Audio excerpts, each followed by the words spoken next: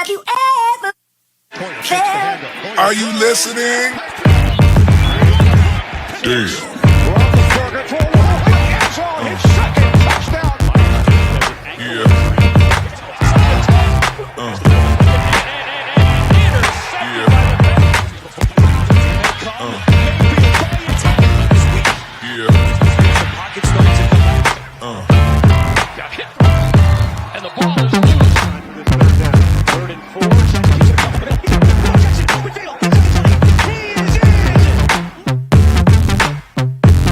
You guys know I'm not a Jadeveon Clowney fan, so this has nothing to do with the Cleveland Browns. I'm just not a big believer. This guy is still writing checks off of a hit from college. I mean, let's just be real now. Jadeveon Clowney is what he is. He's more of an Alfred at this point than a Robin. But I still think that he's going to find success in Cleveland. I still think that it was a good move for them.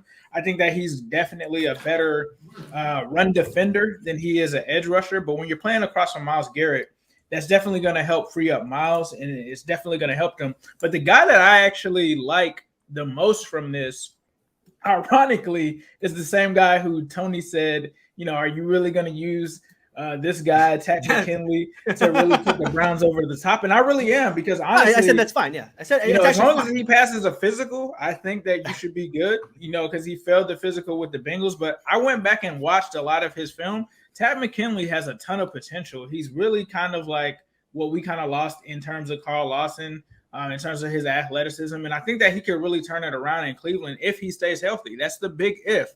It's just like Sammy Watkins. If Sammy Watkins can stay healthy, he can be a very solid receiver for the Baltimore Ravens. And I think that Takk McKinley is the guy. He's not going to have to play a ton of snaps, right? You're going to have Myles Garrett. You're going to have Jadeveon Clowney. He can kind of come in as like that third or reserve rusher and just kind of do what he does, which is run off of the edge.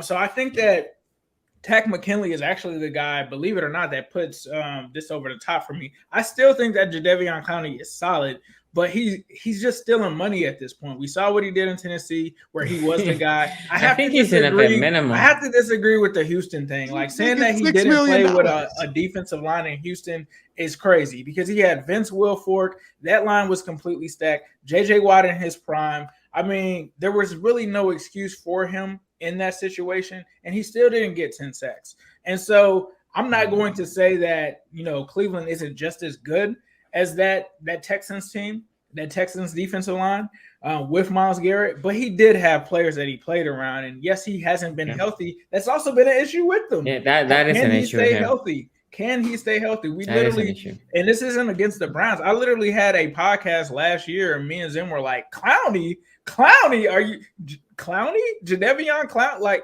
he's not a guy that you're going to expect to come in and get 10 sacks. Now, if he does, sure. But that's the reason why he was on the market for so long. Who is going to pay Jadeveon Clowney $18 to $20 million a year? Literally nobody. Nobody's going to do that. Glorified run defender. Yeah, he's at $7 million, right?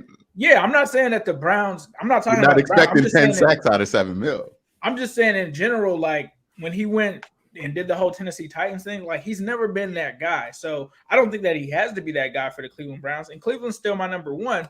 But I think if you're looking for the sacks, I think Takk McKinley will really surprise you and come out and potentially have, I'm going to say this, more sacks than Jadeveon Clowney. I can confidently say I think that he will have, that's my hot take, if he stays healthy through this season, I think he ends up with more sacks than Jadeveon Clowney. But Cleveland's still my number one. I think you add Myles Garrett. I think Myles Garrett is what Jadeveon Clowney was supposed to be. Let's just put it I agree with that. No, they're completely different prospects. This idea, because they both ran a fast 40 time, people think they're the same type of athlete. Clowney has no bend. Myles Garrett has all the bend. They're complete, like they're great athletes in their own right. But I'm just saying the production of what Myles Garrett, what they were expected to do at the next level. He is. Myles Garrett has been that number one overall pick. Elite pass rusher. That is what he was supposed to be. He was supposed to literally take quarterbacks' heads off, like he did to that Michigan running back. Here's the thing, though. Everybody talks about that. Man, everybody expected him to be that dude who got the hit.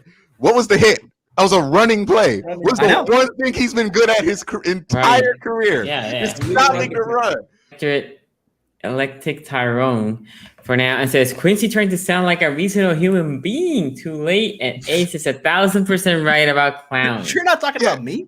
Yeah, I'm gonna say, like, if your assumption though is that Clowney should get you 12 and a half sacks or something like that, yeah, okay, then Ace is probably right about Jadeveon Clowney. But my argument is like, why do y'all still think that Jadeveon Clowney should be getting double digits? Yeah, but okay, if we're just making the argument that he's going to be a better run defender, I mean, there are the run defense stats for Jadeveon Clowney last year were also not great. My thing was, He I'm played like saying, 5 games. hold on, wait. I'm I'm saying, my if word. you're a competent team and you're using Jadeveon Clowney properly, you're probably going to use him more as a power end, or maybe you're going to slide him inside a little bit more often. And if he does blitz, you might put him at linebacker at times to let him blitz without having to come off the line of scrimmage because he doesn't have great bursts. Like, if you're going to use him correctly and use him to his best potential, he's just not going to get a lot of sacks just because of the nature of how you're using him and what you need to use him for. That's what I'm saying. I'm not saying that, oh yeah, you